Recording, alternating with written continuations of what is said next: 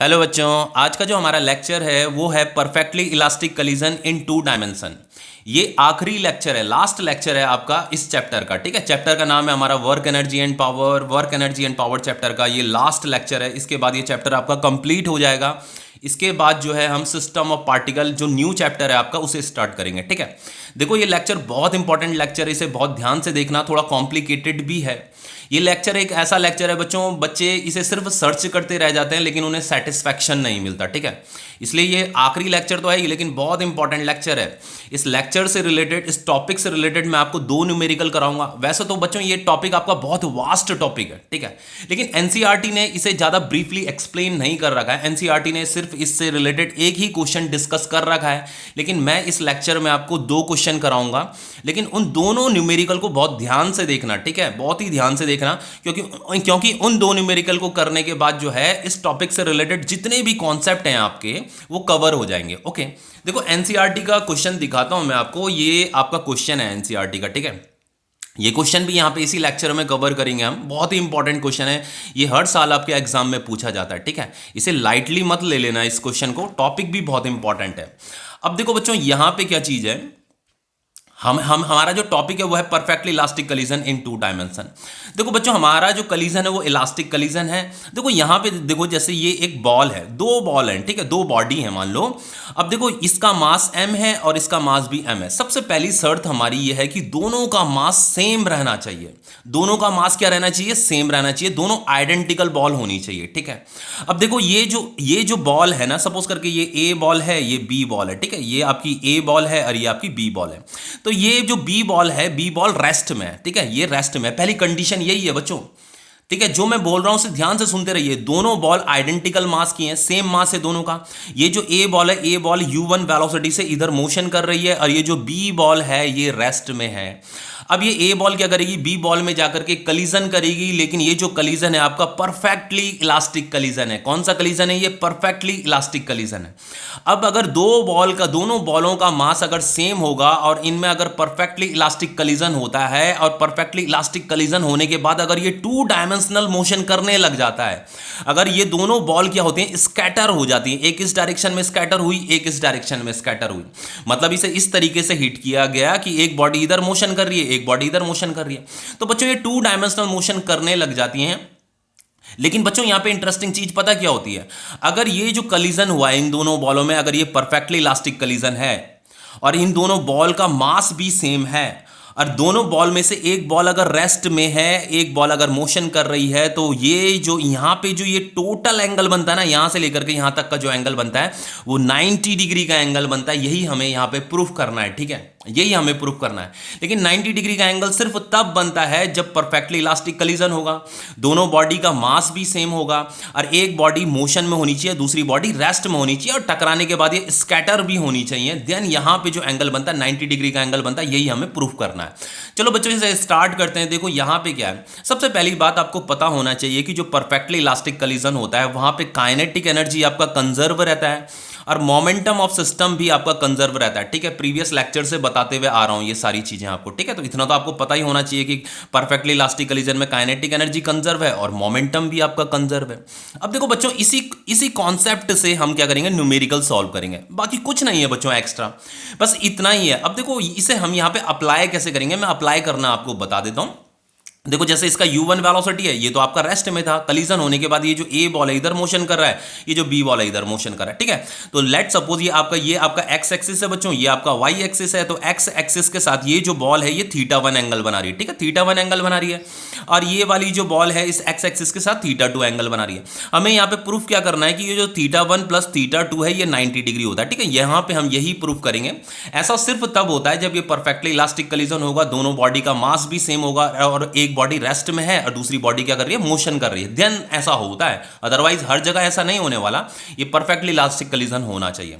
अब देखो बच्चों यहां पे क्या है, देखो सबसे पहले हमें यही प्रूफ करना है। देखो इसके लिए कंडीशन कैसे अप्लाई की जाती है, देखो ध्यान से देखना इसे, फिर उसके बाद न्यूमेरिकल करने वाले हैं। बहुत इंपॉर्टेंट टॉपिक है। देखो सबसे पहले हमें पता है काइनेटिक एनर्जी कंजर्व रहता है। तो काइनेटिक एनर्जी कंजर्व होने का मतलब क्या है? इसका मतलब ये है kinetic energy of system before collision is equal to kinetic energy of system after collision, ठीक है, आफ्टर कलीजन। अगर ऐसा हो रहा है तो हम कह सकते हैं काइनेटिक एनर्जी कंजर्व है। देखो बच्चों, एक तो बिफोर कलीजन है, एक आफ्टर कलीजन है। देखो ये सिचुएशन जो है ये बिफोर कलीजन की सिचुएशन है, फिर कलीजन के बाद ये दोनों बॉल इधर मोशन कर रही है, तो ये आफ्टर कलीजन की सिचुएशन है। तो बिफोर कलीजन हमें यहाँ पे सिस्टम का काइनेटिक एनर्जी निकालना है। तो बच्चों ये जो ए बॉल है इसका काइनेटिक एनर्जी निकालो और इसका काइनेटिक एनर्जी निकालो। ये तो रेस्ट में है, अभी कलीजन से पहले ये रेस्ट में, तो इसका काइनेटिक एनर्जी तो जीरो होगा और इसका काइनेटिक एनर्जी कितना होगा, हाफ एम यू वन का स्क्वायर, ठीक है। तो हम बिफोर कलीजन काइनेटिक एनर्जी निकाल रहे हैं, तो वो हो जाएगा आपका हाफ एम यू वन का स्क्वायर। अब बच्चों ये वाला जो ये बी बॉल तो बिफोर कलीजन रेस्ट में, तो इसका काइनेटिक एनर्जी तो जीरो होगा, ठीक है। तो यहाँ पे प्लस जीरो, जीरो लिखने की जरूरत नहीं है। Kinetic energy of system after collision, after collision देखो ये बॉल इधर v1 वेलोसिटी से जा रही है और ये v2 वेलोसिटी से, ये v2 वेलोसिटी से इधर जा रही है, ठीक है। तो इसका काइनेटिक एनर्जी प्लस इसका काइनेटिक एनर्जी, ठीक है, kinetic energy of system after collision, तो ये हो जाएगा आपका हाफ एम v1 का square plus half M v2 का स्क्वायर, इसका वेलोसिटी v2 है, ठीक है। अब देखो यहां पे हाफ एम u1 का स्क्वायर आएगा, बच्चों ध्यान से देखना इसे, ठीक है। हाफ एम ये v1 का स्क्वायर प्लस v2 का स्क्वायर, ये 1/2m 1/2m कट जाएगा बच्चों, यहां पे फाइनली आ जाएगा u1 square is equal to v1 square plus v2 का स्क्वायर, ठीक है। इतना आ गया बच्चों, ये आपकी इक्वेशन फर्स्ट है। इसी तरीके से आपको इक्वेशन बनानी आनी चाहिए। सबसे मेन चीज, अगर इससे रिलेटेड कोई भी क्वेश्चन आ जाता है आपका, perfectly elastic collision in two dimension से रिलेटेड कोई भी क्वेश्चन आएगा ना, आपको इक्वेशन बनानी आनी चाहिए। तो देखो मैंने यहां पे काइनेटिक एनर्जी कंजर्व है, हमें पता है काइनेटिक एनर्जी कंजर्व है, उसकी हेल्प से ये इक्वेशन बनाई यहां पे, ठीक है। अब देखो दूसरा क्या है बच्चों, मोमेंटम ऑफ सिस्टम भी कंजर्व रहता है। मोमेंटम ऑफ सिस्टम क्या रहता है आपका, कंजर्व रहता है। लेकिन बच्चों हम यहां पे क्या करेंगे, देखो सिमिलरली जैसे यहां पे काइनेटिक एनर्जी कंजर्व है ना, तो मोमेंटम भी क्या रहेगा, सिस्टम का कंजर्व रहेगा। Similarly we know momentum of system is also conserved along y axis and x axis. बच्चों देखो यहां पे हमने x एक्सिस भी बना रखी है, y एक्सिस भी बना रखी है। अब देखो जब ये टकरा, देखो स्टार्टिंग में ये जो a बॉल है, ये a बॉल x एक्सिस में मोशन कर रही थी, लेकिन जैसे कि इसमें कलीजन करती है ये स्कैटर हो जाती है दोनों की दोनों बॉल। तो ये दोनों बॉल क्या कर रही है, अब टू डायमेंशनल मोशन कर रही है। इसका मतलब ये है कि देखो जो बच्चों इस बॉल को देखो, ये बॉल जो है ना इस डायरेक्शन में भी आगे बढ़ रही है और इस डायरेक्शन में भी आगे बढ़ रही है, मतलब दो डायरेक्शन में मोशन कर रही है। ये वाली बॉल को देखो, ये वाली बॉल भी इस डायरेक्शन में भी आगे बढ़ रही है और डाउनवर्ड डायरेक्शन में भी मोशन कर रही है। तो दो डायरेक्शन में ये मोशन कर रही है, मतलब एक्स एक्सिस में भी आगे बढ़ रही है और वाई एक्सिस में भी, ये वाली बॉल जो है वाई एक्सिस में भी जा रही है, एक्स एक्सिस में भी जा रही है, और ये वाली जो बॉल है ये एक्स एक्सिस में भी आगे बढ़ रही है, वाई एक्सिस में भी आगे बढ़ रही है। समझ रहे हो ना। तो हमें क्या करना है, मोमेंटम ऑफ सिस्टम कंजर्व तो रहेगा, लेकिन अलोंग वाई एक्सिस में भी कंजर्व रहेगा, एक्स एक्सिस में भी कंजर्व रहेगा। अब देखो इसकी इक्वेशन कैसे बनाई जाएगी, यही बहुत इंपॉर्टेंट है, बहुत ध्यान से देखना बच्चों। थोड़ा सा भी ध्यान इधर से उधर किया ना, सारा टॉपिक जो है, सारी मेहनत खराब हो जाएगी आप लोगों की। इसलिए यहां पे देखो मैं क्या करने वाला हूं, बहुत ध्यान से ध्यान दीजिए यहां पे, ठीक है। देखो बच्चों अलोंग एक्स एक्सिस, सबसे पहले हमें एक्स एक्सिस में भी मोमेंटम को कंजर्व रखना है, वाई एक्सिस में भी मोमेंटम को कंजर्व रखना है। Along x axis momentum before collision momentum आपका कंजर्व रहेगा बच्चों, अलोंग एक्स एक्सिस में भी कंजर्व रहेगा। Momentum of system before collision is equal to momentum of system after collision, ठीक है, आफ्टर कलीजन। अब देखो बच्चों हमें क्या करना है, अलोंग एक्स एक्सिस मोमेंटम को कंजर्व रखना है। तो देखो बच्चों एक्स एक्सिस में क्या है, देखो पहले मोमेंटम का फॉर्मूला क्या होता है, मास इनटू वेलोसिटी होता है ना। तो मास ये है, वेलोसिटी ये है। तो देखो एक्स एक्सिस में अभी ये बॉल क्या कर रही है, मोशन कर रही है, और ये बॉल तो अभी रेस्ट में है, तो इसका तो मोमेंटम होगा, इसका मोमेंटम क्या होगा, जीरो होगा, ठीक है। तो मैं यहां पे क्या कर रहा हूं, अलोंग एक्स एक्सिस जो मोमेंटम है उसका एम u1, ठीक है, एम u1 है इज इक्वल टू, बच्चों ये वाला मोमेंटम तो जीरो होगा, ठीक है, बी बॉल का मोमेंटम तो जीरो होगा, इसका मोमेंटम एम u1 होगा, ठीक है। मोमेंटम का फॉर्मूला मास इनटू वेलोसिटी होता है। अब देखो बच्चों हम क्या करेंगे, यहाँ पे हमें क्या करना है, एक्स एक्सिस में यहाँ पे आफ्टर कलीजन मोमेंटम हमें यहाँ पे फाइंड करना है। तो बच्चों यहाँ पे क्या होगा, देखो ये जो बॉल है इधर मोशन कर रही है बच्चों, तो इस बॉल का जो वेलोसिटी का डायरेक्शन है ये है, ठीक है। लेकिन बच्चों बॉल जो है इस डायरेक्शन में भी आगे बढ़ रही है और इस डायरेक्शन में भी आगे बढ़ रही है। देखो इधर भी आगे बढ़ रही है, इधर भी आगे बढ़ रही है।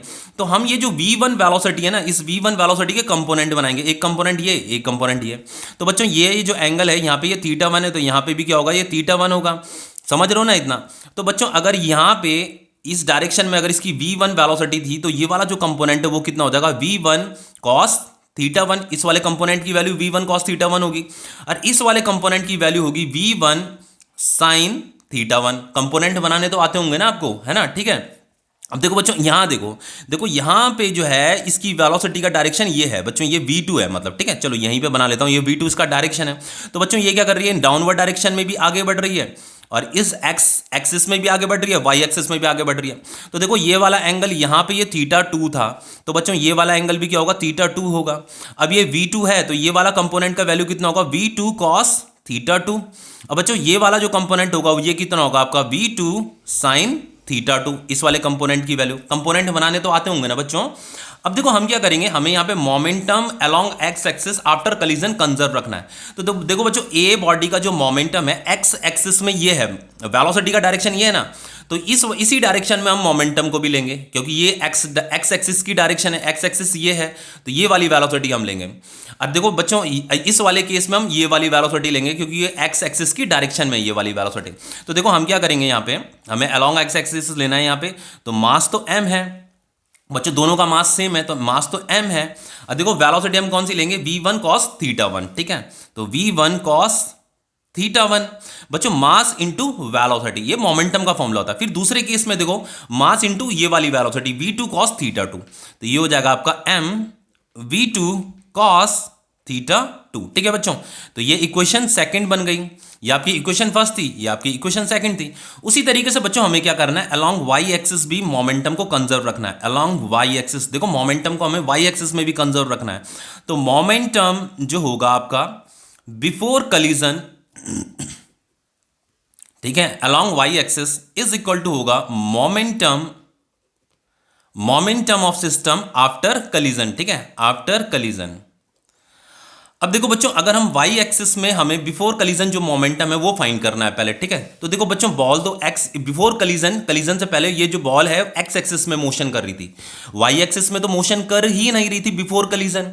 तो बिफोर कलिजन y एक्सिस में जो मोमेंटम है ना, मोमेंटम बिफोर कलिजन, ठीक है, सिस्टम का हमें बिफोर कलिजन मोमेंटम निकालना है y एक्सिस में। तो y एक्सिस में तो ये मोशन कर ही नहीं रही थी बिफोर कलिजन, तो ये तो जीरो आएगा। अब हमें y एक्सिस में मोमेंटम निकालना है आफ्टर कलिजन। तो बच्चों देखो y एक्सिस में एक मोमेंटम इस डायरेक्शन में होगा, क्योंकि वेलोसिटी का डायरेक्शन ये है y एक्सिस में, y एक्सिस ये है ना, तो y एक्सिस में ये है डायरेक्शन मोमेंटम का, और मोमेंटम का डायरेक्शन एक y एक्सिस में ये भी है, ठीक है, ये आपकी y एक्सिस है। तो बच्चों हम क्या करेंगे, मास, इस बॉल का मास इंटू ये वाली वेलोसिटी, ठीक है, तो m v1 sin θ1, तो यहां पे हो जाएगा m v1 sin θ1। अब देखो बच्चों यहां पे क्या होगा, यहां पे होगा आपका m v2 sin θ2, ये वाली वेलोसिटी लेंगे y एक्सिस वाली, तो ये हो जाएगा आपका m v2 sin θ2, ये θ1 है, ये θ2 है।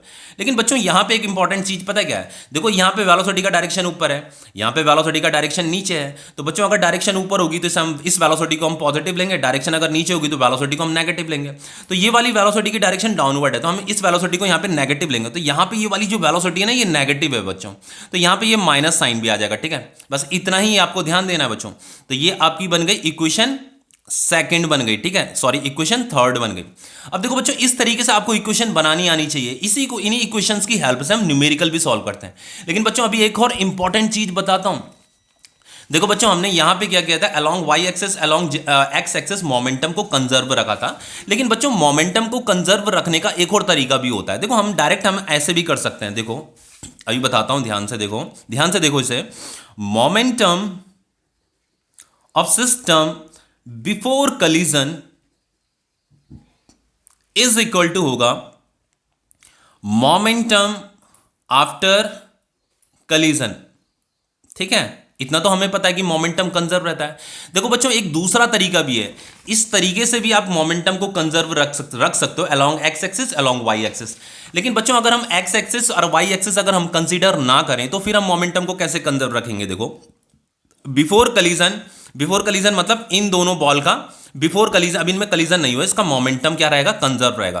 तो हमें यहाँ पे m लिखना है और इसका वेलोसिटी का डायरेक्शन क्या है, ये u1 है, तो हमें यहाँ पे u1 लिखना है और यहाँ पे ऐसे वेक्टर का साइन बनाना है बच्चों, इस तरीके से वेक्टर का साइन बनाना है। देखो यहाँ पे मैंने कहीं पे भी वेक्टर का साइन पुट नहीं किया था, u1 v1 के ऊपर वेक्टर का साइन यहाँ पे पुट नहीं किया था, लेकिन आपको क्या करना है, यहाँ पे वेक्टर का साइन पुट करना है, ठीक है।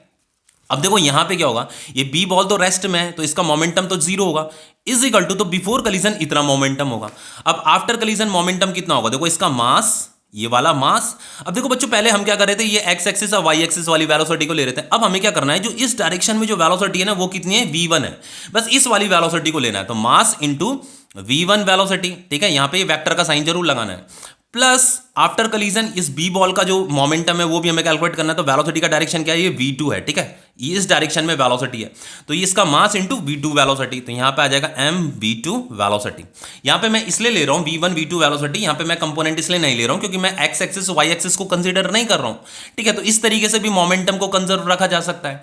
लेकिन बच्चों हमें यहां पे प्रूफ क्या करना है, हमें ये प्रूफ करना है कि θ1 plus θ2 is equal to 90 degree. ये जो θ1 प्लस θ2 है, इनमें जो एंगल बन रहा है, ये जो v1 वेलोसिटी है, ये जो v2 वेलोसिटी है, इनमें जो एंगल बन रहा है ना वो 90 डिग्री का एंगल बन रहा है, ये हमें प्रूफ करना है। तो देखो कैसे प्रूफ किया जाएगा अभी बताता हूं। देखो बच्चों हमें क्या करना है, देखो यहां पे ये mu1 लिखा, बच्चों ध्यान से देखना क्योंकि टॉपिक समझ में आ गया ना तो बस समझ लो आपकी बल्ले बल्ले हो गई, ठीक है। यहां पे m कॉमन आ जाएगा, ये हो जाएगा आपका v1 प्लस v2, ये देखो m से m कट जाएगा, u1 इज इक्वल टू हो गया आपका v1 प्लस v2। अब देखो बच्चों इससे आगे क्या करेंगे, इससे आगे देखो हमें क्या करना है, स्क्वायरिंग बोथ साइड, हमें इसे स्क्वायरिंग बोथ साइड करेंगे।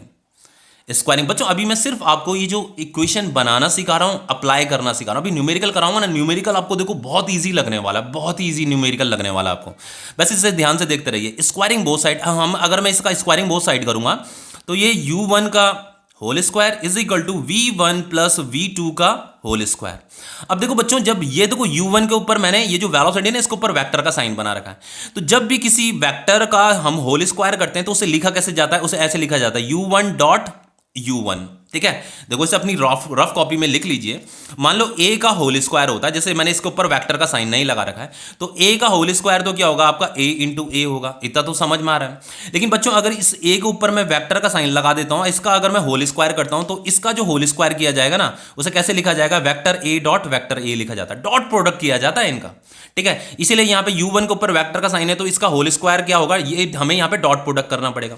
तो यहाँ पे भी हम क्या करेंगे, डॉट प्रोडक्ट करेंगे, इज इक्वल टू ये हो जाएगा आपका v1 प्लस v2, फिर यहाँ पे डॉट प्रोडक्ट आएगा, यहाँ पे आएगा v1 प्लस v2, ठीक है। इतना समझ में आ रहा है। अब देखो इससे आगे क्या करेंगे बच्चों, देखो अभी याद कराता हूँ, कुछ ना कुछ याद आ रहा होगा आपको। देखो बच्चों मैंने डॉट प्रोडक्ट में आपको बताया था vector a dot vector b is equal to क्या होता है आपका a b cos थीटा होता है, इतना याद आ रहा है, ये डॉट प्रोडक्ट का फॉर्मूला है। तो बच्चों ये थीटा क्या होता है, थीटा का मतलब a वेक्टर और b वेक्टर में जो एंगल बन रहा है वो है थीटा, ठीक है। अब देखो बच्चों सपोज करके अगर दोनों वेक्टर सेम वेक्टर होंगे, अगर a vector dot a vector दोनों वेक्टर अगर सेम होंगे तो यहां पे हम क्या लिखेंगे, a लिखेंगे, फिर इंटू a लिखेंगे इज इक्वल टू कॉस, अरे जो थीटा एंगल है यहाँ पे थीटा लिखेंगे, लेकिन थीटा की वैल्यू क्या होगी, अगर दोनों वेक्टर सेम वेक्टर हैं तो इनमें जो एंगल बन रहा होगा 0 डिग्री का एंगल बन रहा होगा, समझ लो ना, थीटा की वैल्यू क्या हो जाएगी 0 डिग्री। तो a dot a is equal to क्या हो जाएगा बच्चों, ये कॉस 0 डिग्री की वैल्यू 1 होती है, ठीक है। तो a इंटू a क्या हो जाएगा आपका a स्क्वायर हो जाएगा। तो अगर दो सेम वेक्टर है उनका अगर हमें डॉट प्रोडक्ट करना है तो उसके ऊपर जो वेक्टर लगाओ ना इनका डॉट प्रोडक्ट करोगे तो उसे हम जस्ट a स्क्वायर लिख सकते हैं। तो उसी तरीके से देखो ये भी u1 है, ये भी u1 है, दोनों सेम वेक्टर है, इनका हम डॉट प्रोडक्ट कर रहे हैं, जैसे इसका डॉट प्रोडक्ट किया तो a स्क्वायर लिखा, तो इसका जो डॉट प्रोडक्ट होगा उसे हम u1 का स्क्वायर लिख सकते हैं, समझ में आ रहा है इतना। अब देखो इज इक्वल टू, अब इसका इसके साथ डॉट प्रोडक्ट करो v1 डॉट v1, फिर इसका इसके साथ डॉट प्रोडक्ट करो प्लस v1 डॉट v2, फिर इसका इसके साथ डॉट प्रोडक्ट करो तो हम इसे v1 डॉट v2 लिख सकते हैं, v1 डॉट v2, समझ में आ रहा है, फिर v2 dot v2, v2 dot v2, ठीक है। अब देखो ये तो u1 स्क्वायर हो गया बच्चों, ये दोनों के देखो जैसे ये दोनों के दोनों सेम थे तो इनका डॉट प्रोडक्ट u1 स्क्वायर आया, तो ये दोनों के दोनों वेक्टर भी सेम है, ठीक है, सेम वेक्टर है, तो इनका भी डॉट प्रोडक्ट कितना आएगा v1 स्क्वायर। अब देखो यहाँ पे क्या होगा, देखो बच्चों ये v1 डॉट v2 है, ये भी v1 डॉट v2 है, तो इनका जो एडिशन होगा कितना होगा, वो हो जाएगा आपका 2 v1.v2। अब ये v2.v2 है तो v2.v2 को हम v2 स्क्वायर लिख सकते हैं, जैसे इसे v1 स्क्वायर लिखा, ठीक है। अब देखो इससे आगे क्या करेंगे, देखो बच्चों, रुको बच्चों, मैंने यहाँ पे ये क्या कर दिया, मैंने ये u1 स्क्वायर है, ठीक है, ये स्क्वायर है बच्चों, u1 स्क्वायर। अब देखो यहाँ पे ये u1 स्क्वायर आएगा is equal to v1 square. अब देखो बच्चों, यहाँ पे मैंने आपको क्या बताया था, जब दो डिफरेंट वेक्टर होंगे a डॉट b, उसे a b cos थीटा लिखा जा सकता है, ठीक है। तो बच्चों यहाँ पे v1 डॉट v2 है, तो v1 डॉट v2 को क्या लिखेंगे, ये दो डिफरेंट वेक्टर है, एक v1 है एक v2 है। देखो बच्चों यहाँ फिगर में देखो, v1 की डायरेक्शन ये है, v2 की डायरेक्शन ये है, दोनों अलग अलग डायरेक्शन में दोनों क्या है, अलग अलग डायरेक्शन में, ठीक है। तो हम यहां पे क्या करेंगे, देखो बच्चों, जैसे a dot b is equal to A B cos theta होता है ना, ये थीटा मतलब इन दोनों वेक्टर में जो एंगल है, तो v डॉट v2 क्या होगा आपका, जैसे a डॉट b को ए बी लिखा तो यहां पे v1 v2 कॉस, और इन दोनों में जो एंगल है वो थीटा होता है, तो इन दोनों में जो एंगल है उस एंगल को यहां पे लिखेंगे। तो बच्चों इन दोनों में जो एंगल है वो कितना है, देखो v1 ये है, v2 ये है, v1 की डायरेक्शन ये है, v2 की डायरेक्शन ये है, तो इन दोनों में जो एंगल बन रहा है θ1 प्लस θ2 बन रहा है, ठीक है। तो बच्चों यहाँ पे क्या आ जाएगा, θ1 प्लस θ2 आ जाएगा, v1 dot v2 is equal to v1 v2 cos θ1 plus θ2 आएगा। तो यहाँ पे हम लिखेंगे 2 v1 v2, ये वाली वैल्यू लिखनी है, ठीक है, cos θ1 प्लस θ2, और ये हो जाएगा आपका v2 का स्क्वायर, ठीक है। इतना समझ में आया। अब देखो बच्चों इससे आगे क्या करेंगे, देखो ये हमें इक्वेशन मिल गई, ये वाली हमें इक्वेशन मिल गई। देखो बच्चों एक इक्वेशन हमारे पास ये थी, देखो ध्यान से देखना बच्चों, बहुत ध्यान से देखना, एक इक्वेशन हमारे पास ये थी u1 square is equal to v1 square plus v2 square. तो इस इक्वेशन को ना मैं यहां पे लिख रहा हूं, देखो इस इक्वेशन को यहां पे लिख रहा हूं मैं, u1 square is equal to, देखो ये वाली इक्वेशन जब हमने काइनेटिक एनर्जी को कंजर्व रखा था, ठीक है, v1 square plus v2 square, तो ये हो गया आपका v1 square plus v2 square. बच्चों एक इक्वेशन हमारे पास ये है, एक इक्वेशन हमारे पास ये है, देखो u1 square is equal to ये आ रहा है, और यहाँ पे u1 square is equal to ये आ रहा है, देखो v1 स्क्वायर यहाँ पे भी है और v2 स्क्वायर यहाँ पे भी है, लेकिन यहाँ पे ये एक्स्ट्रा वैल्यू आ रही है। लेकिन बच्चों चिंता करने वाली कोई बात नहीं है, इसकी जो वैल्यू आती है ना वो जीरो आती है, ठीक है, परेशान होने वाली बात नहीं है, इसकी वैल्यू जीरो आती है। बल्कि देखो अगर u1 square is equal to ये है, तो u1 square is equal to अगर ये है, तो ये हमें क्या हो रहे हैं, डिफरेंट डिफरेंट एपियर हो रहे हैं, पर दोनों की वैल्यू क्या आएगी, सेम आएगी। हम क्या करेंगे, इस वाली इक्वेशन और इस वाली इक्वेशन को क्या कर देंगे, इक्वेट कर देंगे। मतलब मुझे क्या करना है बच्चों, ये जो u1 है ना, तो u1 square is equal to क्या है, ये है, तो इस वैल्यू को यहां पुट कर देना है, और इस इक्वेशन में इस वाली वैल्यू को यहां पुट कर देना है। तो मैं इस वैल्यू को क्या कर रहा हूं, यहां पुट कर रहा हूं, ठीक है। तो हमें क्या करना है, मान लो ये इक्वेशन आपका 4 था, ये वाला इक्वेशन आपका फर्स्ट था, तो आपको इन दोनों इक्वेशन को इक्वेट करना है। तो मैंने क्या किया, यहाँ पे v1 square plus v2 square is equal to, इस वाली को u1 स्क्वायर की जो ये वैल्यू है इसे यहाँ लिख दिया है, ठीक है। फिर इसे लिखेंगे हम v1 square is equal plus इस v2 स्क्वायर को मैं पहले लिख रहा हूँ, फिर इसे लिख रहा हूँ लास्ट में, ठीक है, 2v1 v2 cos θ1 प्लस θ2, ठीक है। बच्चों ये v1 v2 स्क्वायर ये कट जाएगा आपका, यहाँ जीरो आ गया, ये हो गया आपका 2v1 v2 cos θ1 प्लस θ2, ठीक है बच्चों। इससे आगे देखो क्या होगा, ये जीरो अपॉन इस वैल्यू को नीचे ले जाओ, तो ये हो जाएगा आपका 2v1 v2 is equal to cos θ1 plus θ2, तो ये जीरो अपॉन 2v1 v2 कितना हो जाएगा, जीरो हो जाएगा, तो ये हो गया आपका cos θ1 प्लस θ2, ठीक है। अब देखो आगे क्या करेंगे बच्चों, देखो देखो ये जो 0 डिग्री होता है ना, ये सॉरी 0 डिग्री बोला, ये जीरो वैल्यू है, तो cos 90 डिग्री की वैल्यू कितनी होती है बच्चों, जीरो होती है, ठीक है। ये आपको याद होना चाहिए, cos 90 डिग्री की वैल्यू जीरो होती है, तो जीरो की जगह में हम यहाँ पे cos 90 डिग्री लिख सकते हैं, is equal to cos θ1 plus θ2, ठीक है। अब देखो यहाँ पे भी cos है, यहाँ पे भी cos है, यहाँ पे इक्वल का साइन भी है, इसका मतलब ये जो 90 डिग्री है ये इसके इक्वल है, ठीक है। तो 90 डिग्री इज इक्वल टू क्या हो जाएगा बच्चों, θ1 प्लस θ2, यही तो हमें प्रूफ करना था, θ1 plus θ2 is equal to 90 degree. मैंने आपको स्टार्टिंग में ही बताया था कि हम यहाँ पे ये प्रूफ करने वाले हैं कि θ1 plus θ2 is equal to 90 degree है। लेकिन बच्चों ये सिर्फ तब होता है जब परफेक्टली इलास्टिक कॉलिजन होगा, और दूसरा दोनों बॉल का मास भी सेम होना चाहिए, दूसरा इनमें से एक बॉल रेस्ट में होना चाहिए। तो अगर आप इसे जब हिट करोगे ना, कलीजन करोगे, लेकिन आपको इस तरीके से कलीजन करना है कि ये स्कैटर हो जाए दोनों के दोनों, तो दोनों के दोनों जब स्कैटर होंगी ना, एक इधर जा रही है एक इधर जा रही है, तो 90 डिग्री के एंगल पे स्कैटर होती हैं, ये है कहने का मतलब, ठीक है। अब देखो अब मैं आपको कुछ न्यूमेरिकल करा देता हूं, ठीक है। देखो बच्चों ये क्वेश्चन है आपका, ये आपका एनसीईआरटी का क्वेश्चन है, देखो ये वाला क्वेश्चन है, ठीक है, एनसीईआरटी का क्वेश्चन है। अब देखो बच्चों जो मैंने यहां पे आपको बताया है ना, देखो ये चीजें जो मैंने डिस्कस की हैं यहां पे, ये जो मैंने डिस्कस किया इसी मेथड से इसे सॉल्व करना है, बाकी कुछ भी नहीं करना। देखो बहुत ही सिंपल क्वेश्चन है बच्चों, बहुत ही सिंपल क्वेश्चन है। देखो यहाँ पे कह रहा है कंसीडर द कलीजन डिपिक्टेड, ये फिगर आपको गिवन है, ठीक है, to be between two billiards ball है, ये एक बॉल ये है, एक बॉल ये है, ये बॉल रेस्ट में, दो बिलियर्ड बॉल है with equal masses m1 is equal to m2। मान लो इसका मास m1 m2 दे रखा था, लेकिन इनका मास क्या इक्वल है बच्चों। अगर इनका मास इक्वल है तो m1 is equal to m2 is equal to हम m ले सकते हैं, ठीक है। दोनों का मास इक्वल है तो हमने इनका मास क्या मान लिया, m मान लिया, ठीक है। तो इसका मास भी क्या है, m है, और इसका मास भी क्या है बच्चों, m है, ठीक है। कंफ्यूज होने वाली कोई बात नहीं है, ठीक है। लिखा the first ball is called Q while the second ball is called target. तो ये जो सेकंड बॉल है ये टारगेट बॉल है, मतलब इसे हमें हिट करना है, ठीक है। ये आपकी क्यू बॉल है, क्यू बॉल मतलब ये मोशन कर रही है, ये इससे जाकर के टकराएगी। फिर लिखा the billiard ball wants to sink the target ball in a corner pocket. बच्चों आपने बिलियर्ड्स अगर खेला है तो बच्चों यहाँ पे क्या होता है, ये बॉल जब इसे टकराएगी तो ये वाली बॉल क्या कर रही है, इधर मोशन कर रही है, ये वाली बॉल इधर मोशन कर रही है, तो ये क्या करेगी, इधर यहाँ पे पॉकेट होगा, ठीक है। इस पॉकेट में जाकर के, मतलब यहाँ जा रही है, इस पॉकेट में जा रही है, यहाँ पे भी एक पॉकेट होता है, ठीक है। तो इसे हमें क्या करना है, सिंक करना है, इस पॉकेट में डालना है, मतलब sink the target ball in a corner pocket which is at angle theta 2 is equal to 37 degree. बच्चों ये एंगल हमें गिवन है। तो बच्चों यहां पे क्या हो रहा है, देखो यहां पे क्या लिखा है कि the billiard ball want to sink the target ball in a corner pocket which is at an angle of 37 degree. बच्चों हमें क्या करना है, इस बॉल को यहाँ ये वाली जो बॉल है ना, देखो जब इससे टकराती है तो ये वाली बॉल तो इधर चले जाती है, और ये वाली वाली जो बॉल है ना ये इधर जा रही है, ठीक है। तो यहाँ पे कॉर्नर में पॉकेट है, ठीक है, इस पॉकेट में जा रही है, ये 37 डिग्री के एंगल पे जा रही है, ठीक है। Assume that the collision is elastic. एक तो हमें कलीजन को क्या लेना है, इलास्टिक लेना है, मतलब परफेक्टली इलास्टिक लेना है। And that friction and rotational motion are not important. हमें यहाँ पे फ्रिक्शन जीरो कंसीडर करना है, फ्रिक्शन इंपॉर्टेंट नहीं है, ठीक है यहाँ पे। और रोटेशनल मोशन भी हमें कंसीडर नहीं करना है, नेक्स्ट चैप्टर आपका रोटेशन का ही आने वाला है, ठीक है।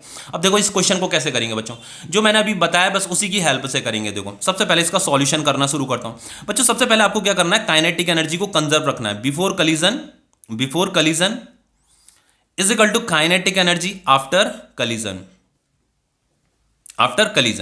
देखो बच्चों हमें यहां पे क्या करना है, सिर्फ हमें ये ऑब्टेन θ1 ये वाला एंगल फाइंड करना है बच्चों।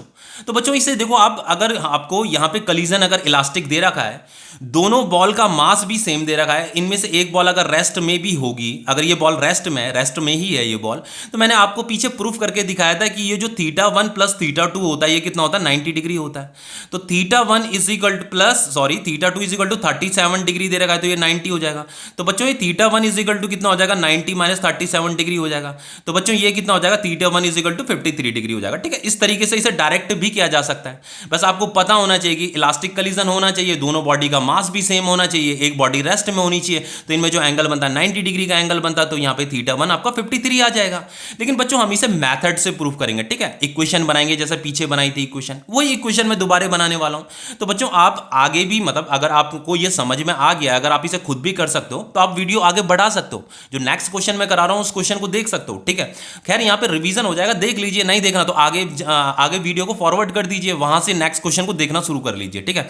तो बच्चों kinetic energy before collision after collision conserve रहेगा, तो ये हो जाएगा हाफ m u1 का स्क्वायर इज इक्वल टू, बच्चों यहां पे इसका काइनेटिक एनर्जी, ठीक है, ये बॉल इधर मोशन कर रही है तो इसका काइनेटिक एनर्जी होगा हाफ m v1 का स्क्वायर प्लस हाफ m, इसका वेलोसिटी v2 है, ठीक है, ये v2 वेलोसिटी से इधर मोशन कर रही है, हाफ m v2 का स्क्वायर। तो ये हाफ m u1 का square is equal to half m common आ जाएगा, ये हो जाएगा आपका v1 का स्क्वायर प्लस v2 का स्क्वायर, 1/2m 2m कट जाएगा, तो ये फाइनली क्या हो जाएगा, u1 square is equal to v1 square plus v2 का स्क्वायर, ठीक है बच्चों। ये आपकी इक्वेशन फर्स्ट है, ठीक है, ये आपकी इक्वेशन फर्स्ट है। अब देखो आगे क्या करेंगे, हमें क्या करना है, मोमेंटम को कंजर्व रखना है। हमें पता है momentum before collision is equal to momentum after collision, ठीक है, आफ्टर कलीजन, ठीक है। अब देखो बच्चों क्या करेंगे, मोमेंटम हमें कंजर्व रखना है बिफोर कलीजन, m u1, तो यहां पे m लिखा, u1 लिखा, ऐसे वेक्टर का साइन बनाना है। ये तो रेस्ट में है तो इसका मोमेंटम तो बिफोर कलीजन क्या रहेगा, 0 रहेगा, इज इक्वल टू आफ्टर कलीजन ये वाला मोमेंटम, तो m v1 और इसका मास m है m v2, ठीक है। तो यहां पे लिखेंगे m v1 plus m v2। बच्चों वेक्टर का साइन जरूर बनाना है, ठीक है, यहाँ पे ऊपर। तो बच्चों यहाँ पे m कॉमन, ये m u1 होगा, यहाँ पे m कॉमन आ जाएगा, तो ये हो गया आपका v1 प्लस v2, समझ में आ रहा है, ये m से m कट जाएगा, तो ये हो गया आपका u1 is equal to v1 plus v2। अब देखो बच्चों इससे आगे मैंने आपको क्या कराया था, देखो यहाँ पे इस तरीके से कराया था मैंने, देखो यहाँ पे हमें ये हमने क्या किया था, u1 is equal to v1 plus v2 मिल गया था हमें, u1 is equal to v1 plus v2 मिल गया था। फिर हमने क्या किया था, स्क्वायरिंग बोथ साइड किया था बच्चों। इसी तरीके से इसे आगे करना है। देखो बच्चों हमने यहाँ स्क्वायरिंग बोथ साइड किया था, तो मैंने यहाँ डॉट प्रोडक्ट किया इसका, फिर ठीक है इसे आगे सॉल्व किया, तो यहाँ पे u1 square is equal to क्या मिल गया था मुझे, ये मिल गया था। ठीक है, तो बच्चों यहाँ पे हम क्या करेंगे, देखो मुझे ये वाली इक्वेशन मिल जाएगी, ये वाली इक्वेशन। तो जब मैं इसका स्क्वायरिंग बोथ साइड करूंगा ना, तो यहां पे u1 square is equal to क्या मिलेगा मुझे, ये वाली इक्वेशन, v1 स्क्वायर प्लस ये v2 स्क्वायर प्लस ये 2v1 v2 2v1 v2 cos बच्चों θ1 प्लस θ2। तो ये θ1 ये है, θ1 तो हमें फाइंड करना है। ठीक है, θ1 हमें फाइंड करना है, ऑब्टेन θ1। तो ये θ1 प्लस θ2, θ2 कितना है 37 डिग्री है, तो यहाँ पे आ जाएगा θ1 प्लस θ2, तो θ2 कितना बच्चों 37 डिग्री है। ठीक है, ये θ1 प्लस θ2। अब देखो इससे आगे क्या करेंगे, देखो बच्चों ये u1 square is equal to, हमें ये वैल्यू मिली u1 square is equal to ये, तो इन दोनों इक्वेशन को क्या करेंगे, इक्वेट कर देंगे। समझ में आ रहा है ना? तो हम क्या करेंगे, देखो बच्चों ये हमारे पास इक्वेशन है, ये u1 square is equal to ये है, और यहाँ पे u1 square is equal to ये है, तो इन दोनों को क्या कर देंगे, इक्वेट कर देंगे। अब देखो यहाँ पे क्या हो जाएगा आपका, v1 square is plus v2 square is equal to, ये वाली इक्वेशन मैं लिख रहा हूँ, यहाँ पे u1 स्क्वायर है ना, u1 स्क्वायर की जगह में मैंने ये यहाँ पे लिख दिया है यहाँ पे। अब ये हो जाएगा आपका v1 square v2 square plus 2v1 v2 cos θ1 plus 37 degree. कितना समझ में आ रहा है? ये v1 स्क्वायर v2 स्क्वायर ये कट जाएगा बच्चों, यहाँ पे 0 आ गया, ये हो गया आपका 2v1 v2 cos θ1 plus 37 degree. समझ में आ रहा है? तो ये हो जाएगा आपका 0/2v1 v2 is equal to cos θ1 plus 37 degree. तो ये फाइनल 0/2v1 v2 कितना हो जाएगा, 0 हो जाएगा, तो ये हो जाएगा आपका कॉस θ1 प्लस 37 डिग्री। डिग्री यहाँ पे आएगा। ठीक है बच्चों, जीरो जो वैल्यू होती है किसकी वैल्यू होती है, कॉस 90 डिग्री की वैल्यू क्या होती है, 0 होती है। तो ये कॉस θ1 प्लस 37 डिग्री। बच्चों यहाँ पे भी कॉस है, यहाँ पे भी कॉस है, यहाँ पे इक्वल का साइन है, तो ये 90 डिग्री किसके इक्वल हो जाएगा, इसका इक्वल हो जाएगा। तो 90 डिग्री इज इक्वल टू हो जाएगा आपका θ1 प्लस 37 डिग्री। तो θ1 इज इक्वल टू कितना हो जाएगा बच्चों, 90 माइनस 37 डिग्री। तो ये कितना हो जाएगा बच्चों, ये हो जाएगा आपका 53 डिग्री। ठीक है, 53 डिग्री, ये θ1 आ गया आपका। ठीक है, तो ये क्वेश्चन आपका कंप्लीट हो गया। θ1 की वैल्यू कितनी आ रही है, 53 डिग्री आ रही है। अब देखो बच्चों एक नेक्स्ट क्वेश्चन कराता हूं, ये बहुत इंपॉर्टेंट क्वेश्चन है, देखो इसे ध्यान से देखना बच्चों। यहां पे कह रहा है consider the collision between two billiard ball having the same mass m। बच्चों ये दो बिलियर्ड बॉल है, दोनों का मास क्या सेम है, इसका भी मास m है, इसका भी मास m है। ये अभी रेस्ट में है बच्चों, जितने भी क्वेश्चन आएंगे वो इसी से रिलेटेड क्वेश्चन आएंगे। ठीक है, ये दो क्वेश्चन है, बहुत इंपॉर्टेंट क्वेश्चन है, सारे कॉन्सेप्ट यहीं पे कवर हो रहे हैं, ध्यान से देखना इन क्वेश्चन को। देखो दोनों का मास सेम है, ball is moving along x axis with speed of 10 metre पर सेकंड। बच्चों ये जो ए बॉल है ना, ये एक ए बॉल है, ये आपका बी बॉल है। तो ए बॉल जो है 10 मीटर पर सेकंड की स्पीड से एक्स एक्सिस में मोशन कर रही है, ये आपकी एक्स एक्सिस है, ये आपकी वाई एक्सिस है, ये आपकी वाई एक्सिस है। तो ये ए बॉल जो है एक्स एक्सिस में मोशन कर रही है, ये तो रेस्ट में आपकी। ठीक है, इससे जाकर के ये कलीजन करेगी। इसकी वेलोसिटी 10 मीटर पर सेकंड दे रही है, ये जो u1 वेलोसिटी है बच्चों ये 10 मीटर पर सेकंड है। ठीक है, अब आगे लिखा है B ball is at rest, ये बी बॉल तो यहाँ पे रेस्ट में। After going perfectly elastic collision, इनमें जो है परफेक्टली इलास्टिक कलीजन होता है विद बॉल बी के साथ। Ball A get scattered through an angle of 30 degree. तो बच्चों ये जो बी बॉल है, बी बॉल जो है ball A gets scattered through an angle of 30 degree. A ball जो है स्कैटर्ड हो जाती है 30 डिग्री के एंगल पे स्कैटर्ड हो जाती है। तो देखो ए बॉल जो है ये इधर स्कैटर हो गई, ये इस एक्स एक्सिस के साथ 30 डिग्री का एंगल बना रही है, मतलब 30 डिग्री के एंगल पे स्कैटर हो गई। इसकी अपनी ओरिजिनल डायरेक्शन ये थी, तो अपनी ओरिजिनल डायरेक्शन से 30 डिग्री के एंगल पे वो स्कैटर हो गई। ये है मतलब what is the direction of motion of ball B. ये जो बॉल बी है, बॉल बी का जो डायरेक्शन है, इस डायरेक्शन को हमें बताना है, मतलब ये θ2 एंगल हमें फाइंड करना है, ये वाला एंगल। फिर पूछा है यहाँ पे and the speed of A and B. ये जो ए बॉल है, ये जो बी बॉल है, इसका स्पीड हमने v1 मान रखा है, इसका स्पीड v2 मान रखा है, इस v1 v2 को भी हमें फाइंड करना है। देखो बच्चों हम इसे कैसे करेंगे, सबसे पहले हमें इसे θ2 को फाइंड करना है। तो बच्चों θ2 को हम कैसे फाइंड करेंगे, ये जो θ2 है प्लस ये जो 30 डिग्री है, इन दोनों का जो सम होता है वो तो 90 डिग्री होता है, इतना तो आपको पता है, क्योंकि क्वेश्चन में हमें गिवन है कि ये जो कलीजन है परफेक्टली इलास्टिक कलीजन है, दोनों बॉडी का मास भी सेम है, ये रेस्ट में है। तो ये बॉल अगर इससे टकराती है, ये अगर स्कैटर होंगी, तो ये इस तरीके से स्कैटर होंगी कि यहाँ पे जो एंगल बनेगा 90 डिग्री का एंगल बनेगा। इतना आपको समझ में आ रहा है? तो ये तो हम पीछे भी प्रूफ कर चुके हैं। तो हम इसे डायरेक्ट इज इक्वल टू, इसे हम डायरेक्ट ऐसे भी लिख सकते हैं कि ये जो θ2 प्लस 30 डिग्री है, ये इज इक्वल टू कितना है, 90 डिग्री है। तो θ2 इज इक्वल टू कितना हो जाएगा, 90 डिग्री माइनस 30 डिग्री। तो θ2 इज इक्वल टू कितना आ गया बच्चों, 60 डिग्री आ गया। ठीक है, इतना समझ में आ गया। अब देखो बच्चों, इस क्वेश्चन को हम कैसे सॉल्व करेंगे। देखो हमें यहाँ पे वेलोसिटी भी तो बता रहा है, पूछ रहा है what is the speed of A and B after collision. After collision हमें इस ए बॉडी और बी बॉडी का वेलोसिटी भी बताना है। तो देखो बच्चों कैसे बताएंगे वेलोसिटी। देखो हम क्या करेंगे, यहाँ पे ध्यान से देखना। हम सबसे पहले, अब देखो हम यहाँ पे अलोंग एक्स एक्सिस मोमेंटम को कंजर्व रखेंगे और वाई एक्सिस भी मोमेंटम को कंजर्व रखेंगे। देन इसी मेथड से इसे सॉल्व किया जा सकता है। अलोंग एक्स एक्सिस मोमेंटम जो होगा आपका, मोमेंटम बिफोर कलीजन, वो आपका इक्वल रहेगा मोमेंटम आफ्टर कलीजन। ठीक है, आफ्टर कलीजन। अब देखो बच्चों, यहां पे देखो ये वेलोसिटी तो v1 है, तो एक कंपोनेंट इधर बनेगा, एक कंपोनेंट इधर बनेगा। यहां पे 30 डिग्री का एंगल बन रहा है, तो यहां पे भी 30 डिग्री का एंगल बनेगा। तो ये वाला जो कंपोनेंट होगा ये v1 cos 30 डिग्री हो जाएगा, और ये वाला जो कंपोनेंट है ये v1 sin 30 डिग्री हो जाएगा। ठीक है, इतना तो आपको कंपोनेंट बनाने तो आते होंगे। अब देखो बच्चों, यहां पे भी कंपोनेंट बना लेते हैं। एक कंपोनेंट ये, एक कंपोनेंट ये एक्स एक्सिस की डायरेक्शन में, ये वाई एक्सिस की डायरेक्शन में, ये एक्स की डायरेक्शन में, ये वाई की डायरेक्शन में। तो देखो बच्चों, यहां पे ये θ2 एंगल बन रहा था, तो ये θ2 एंगल कितना है, 60 डिग्री है। तो ये 60 डिग्री का एंगल है, तो यहां पे भी 60 डिग्री का एंगल बनेगा। तो ये v2 है, तो इसका जो वैल्यू होगा, इस वाले कंपोनेंट का जो वैल्यू होगा वो v2 cos 60 डिग्री होगा, और ये वाला जो कंपोनेंट होगा, ये वाला कंपोनेंट होगा v2 sin 60 डिग्री। हमें क्या करना है, मोमेंटम बिफोर कलीजन लिखना है। तो बच्चों बिफोर कलीजन से पहले ये u1 वेलोसिटी से आ रहा था, तो यहां पे का जो मोमेंटम हो जाएगा वो mass into velocity, u1 velocity, इसका मोमेंटम, ए बॉल का मोमेंटम बिफोर कलीजन। ये तो रेस्ट में इसका मोमेंटम तो जीरो आएगा, इज इक्वल टू, अब आफ्टर कलीजन हमें मोमेंटम लेना है अलोंग एक्स एक्सिस ले रहे हैं बच्चों, अलोंग एक्स, हमें एक्स एक्सिस का मोमेंटम कैलकुलेट कर रहे हैं हम। अब देखो एक्स एक्सिस में देखो इसका मास तो m है, इसका एक्स एक्सिस की डायरेक्शन में वेलोसिटी ये वाली है, तो मास इंटू ये वाली वेलोसिटी को हम मल्टीप्लाई करेंगे। ठीक है, मास v1 cos 30 डिग्री प्लस, अब देखो बच्चों ये बी बॉल का भी मोमेंटम निकालना है, एक्स एक्सिस वाली डायरेक्शन में मोमेंटम निकालना है। ठीक है, तो वेलोसिटी इस डायरेक्शन में, तो मोमेंटम भी यही वाली डायरेक्शन वाला लेंगे हम। ठीक है, तो मास, इसका मास इंटू ये वाली वेलोसिटी, तो यहां पे हो जाएगा आपका m v2 cos 60 डिग्री। इतना समझ में आ रहा है।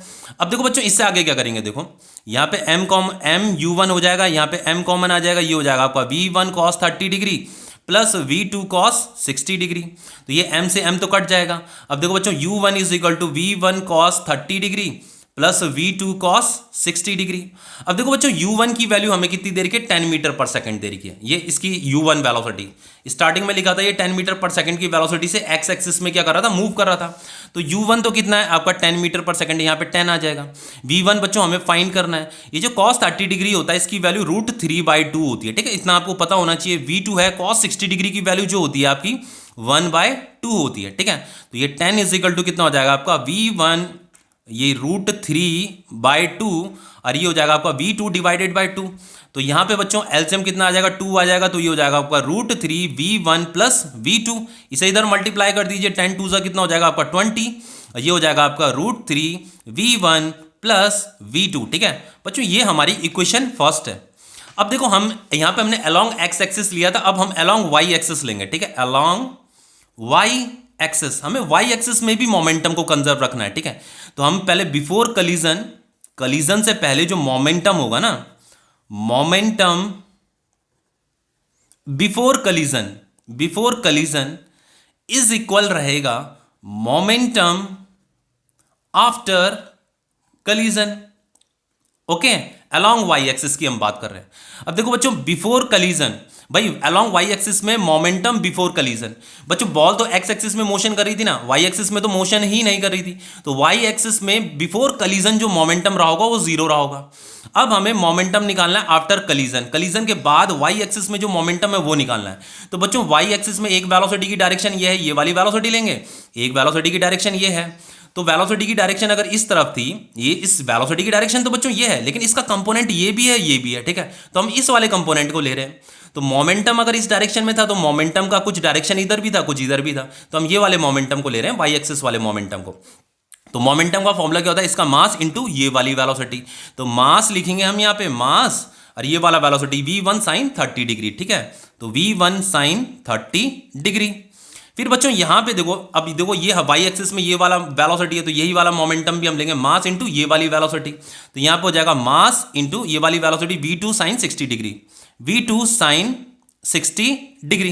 लेकिन बच्चों ये डायरेक्शन डाउनवर्ड है, ये वाली डायरेक्शन अपवर्ड है, तो अपवर्ड वाली डायरेक्शन को पॉजिटिव लेते हैं, इस वाली डायरेक्शन को हम नेगेटिव लेते हैं, ठीक है। तो यहाँ पे नेगेटिव भी आएगा, ठीक है। अब देखो इससे आगे क्या करेंगे बच्चों, इससे आगे हम करेंगे, यहाँ पे 0 लिखा, मास यहाँ पे कॉमन ले लीजिए, मास तो कॉमन आ जाएगा आपका, तो ये हो जाएगा आपका V1 साइन 30 डिग्री और ये हो जाएगा आपका माइनस V2 साइन 60 डिग्री। अब देखो बच्चों मास इधर आ जाएगा, 0 अपॉन मास, 0 अपॉन मास कितना हो जाएगा, 0 हो जाएगा। ये हो जाएगा आपका V1 sine 30 degree minus V2 sine 60 degree, ठीक है। तो ये तो आपका 0 अपॉन m तो 0 हो जाएगा बच्चों। ये V1 वेलोसिटी हमें फाइंड करना है, तो जो साइन 30 डिग्री होता है बच्चों, साइन, चलो पहले इसे ऐसे करते हैं बच्चों, देखो ऐसे करते हैं, ये तो आपका 0 हो जाएगा, ठीक है। 0 is equal to V1 sine 30 degree minus V2 sine 60 degree, तो इसे इधर भेज दो, तो ये V2 साइन 60 डिग्री हो जाएगा और ये हो जाएगा आपका V1 साइन 30 डिग्री, ठीक है। अब देखो V2 बच्चों जो साइन 60 डिग्री होता है उसका जो वैल्यू होता है कितना होता है, √3/2 होता है, ठीक है। और ये जो आपका साइन 30 डिग्री है इसकी वैल्यू कितनी होती है, आपकी 1/2 होती है, इतना तो आपको पता ही होगा, ठीक है। तो ये 2 से 2 कट जाएगा आपका, तो यहाँ पे आ गया आपका √3V2 इज इक्वल टू कितना आ गया बच्चों, ये V1 आ गया, ठीक है। ये हमें इक्वेशन मिल गई। अब देखो V1 इज इक्वल टू कितना मिला बच्चों में, √3V2, तो यहाँ पे V1 में यहाँ पे इस वैल्यू को पुट कर देंगे। देखो यहाँ पे 20 इज इक्वल टू कितना था, √3, ये जो V1 है V1 की जगह में ये वाली वैल्यू पुट कर देंगे √3V2, ठीक है। तो यहाँ पे आ जाएगा √3V2 प्लस V2, समझ में आ रहा है इतना।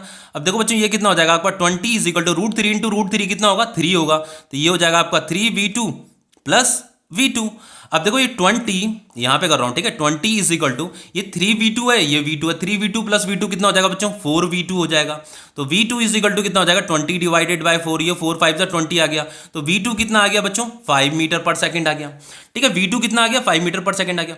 अब बच्चों ये जो 5 मीटर पर सेकंड है ना, इस वैल्यू को यहाँ पुट कर दीजिए। हमारे पास ये जो इक्वेशन है ना V1 इज इक्वल टू कितना, √3V2 है। देखो ये जो V1 इक्वेशन है बच्चों, ये वाली जो इक्वेशन है V1 इज इक्वल टू दे रखा है √3V2। अभी हमने जस्ट V2 फाइंड किया है 5 मीटर पर सेकंड, तो यहाँ पे V1 is equal to √3V2 की जगह में कितना आ जाएगा, 5 आ जाएगा, तो V1 इज इक्वल टू कितना आ गया, 5√3 मीटर पर सेकंड, ठीक है।